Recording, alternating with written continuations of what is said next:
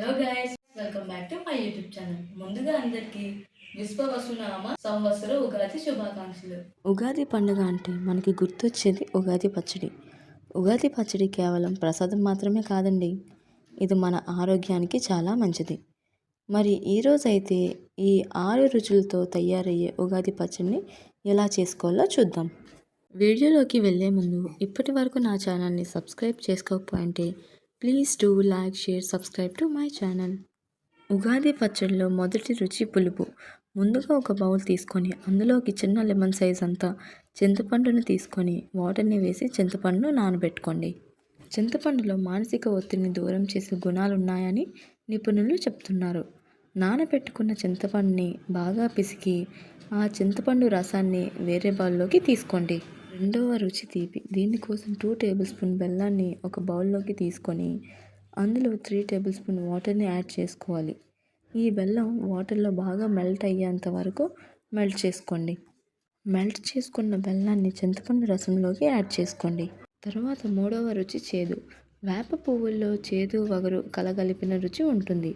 Only వేప పువ్వులను మాత్రమే కాడలు లేకుండా తీసుకొని ఈ పచ్చడిలోకి వాడుకోవాలి. ఈ వేప పువ్వుల్లో అధికంగా వ్యాధి నిరోధక శక్తి ఉంటుంది. 1 టేబుల్ స్పూన్ వేప పువ్వులను తీసుకొని ఉగాది పచ్చడిలో కలిపేయండి. నాలుగవ రుచి కారం. కారం కోసం మిరియాలు వాడాలి. 1/2 టీ స్పూన్ దాకా మిరియాలను తీసుకొని మెత్తగా దంచుకొని ఆ మిరియాల పొడిని కూడా పచ్చడిలోకి వేసుకోండి. ఈ మిరియాలకు వ్యాధి నిరోధక శక్తి పెంచుతాయి, అలాగే ఇన్ఫెక్షన్స్ నుంచి దూరంగా ఉంచుతాయి. 5వ రుచి ఉప్పు. కల్లుప్పుని దంచి 1/2 టీ స్పూన్ దాకా తీసుకొని ఉగాది పచ్చడిలో వేసుకొని కలుపుకోండి. చివరిగా 6వ రుచి అయిన వగరు. దీనికోసం మామిడి పిందెల్ని తీసుకోవాలి. మామిడి పిందెల్లో కొద్దిగా వగరుతో పాటు పులుపు కూడా తక్కువ శాతం ఉంటుంది. ఈ కాలంలో మాత్రమే దొరికి మామిడి కాయల్లో విటమిన్ సి చాలా అధికంగా ఉంటుంది. అలాగే చర్మ వ్యాధులు రాకుండా హెల్ప్ చేస్తుంది. అలాగే డీహైడ్రేషన్ నుంచి కూడా కాపాడుతుంది. మామిడి కాయల్ని ఇలా చిన్న ముక్కలుగా కట్ చేసుకొని ఆ మామిడి ముక్కల్ని కూడా పచ్చడిలోకి వేసి బాగా కలిపేసేయండి. ఇలా అన్నీ కలుపుకుంటే 6 రుచుల ఉగాది పచ్చడి రెడీ అయిపోతుంది.